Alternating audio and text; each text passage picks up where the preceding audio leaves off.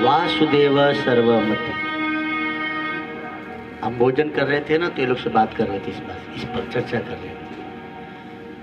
श्री कृष्ण की नजर में ज्ञानी कौन है, महात्मा कौन है, ब्राह्मण कौन है?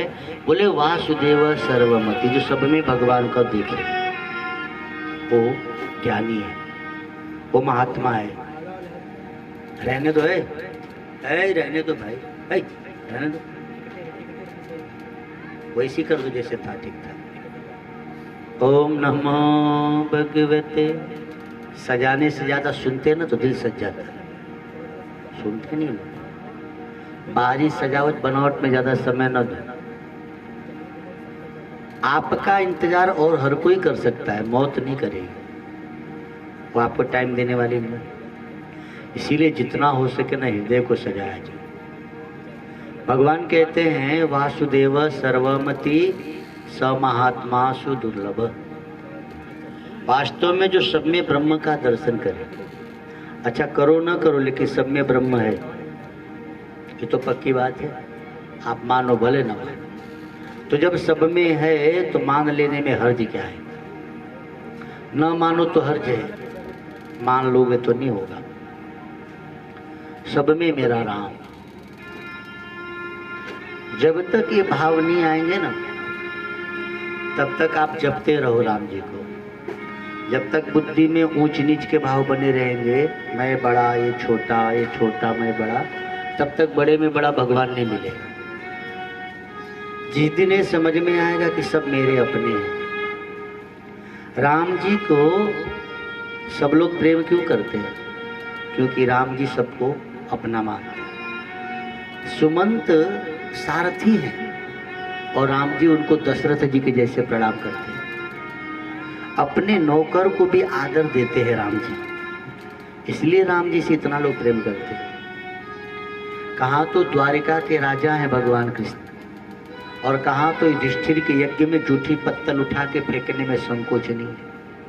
इसीलिए कृष्ण का आदर है, इसीलिए कृष्ण की पूजा हो रही है। कहाँ तो देवाधिदेव महादेव सोने की लंका दान करते हैं, खुद पहाड़ पे रहते हैं, संकोच नहीं करते, इसलिए तो महादेव है। अपने से ज्यादा औरों को मान दो तब तो मान मिले। हम मान की चाह में ही रह गए, और कुछ करो न करो, पूरी भागवत सुनने का अर्थ यही है कि जीवन में सच्चा गुरु मिलना चाहिए। और गुरु मिल गए तो गुरु के चरणों के प्रति आदर भाव होना चाहिए। जब तक गुरु के बताए मार्ग पे नहीं चलते तो मनमुखी चलते रहो। आप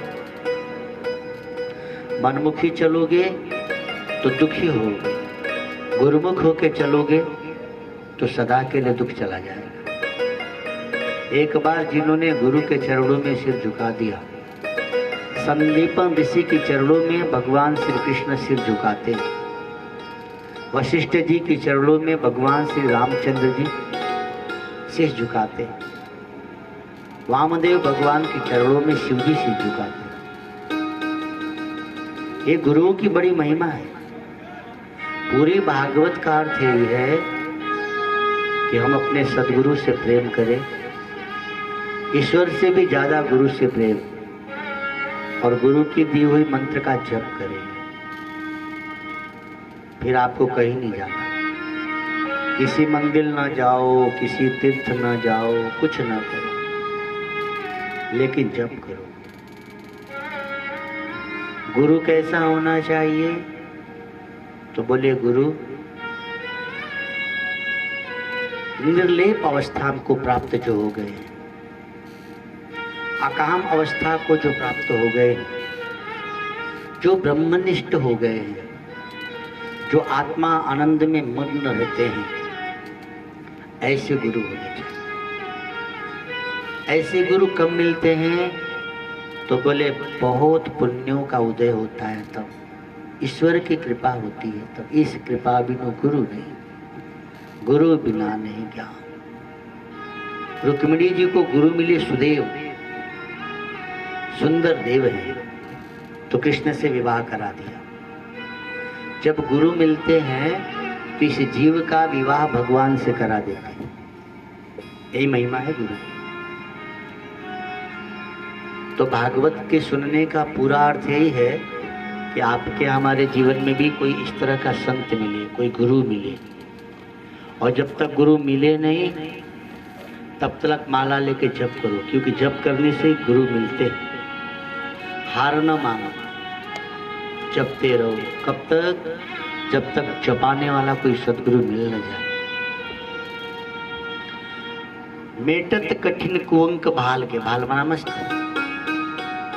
हमारे भाग्य के कुअंक सुअंक में बदल जाते हैं। कब? जब हम जप करते हैं।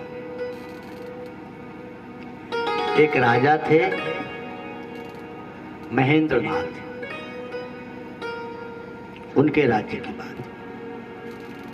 एक महिला बड़ी गरीब थी, तो क्षत्रिय कुल में जन्मी, लेकिन बच्चा जन्मा और पति चला गया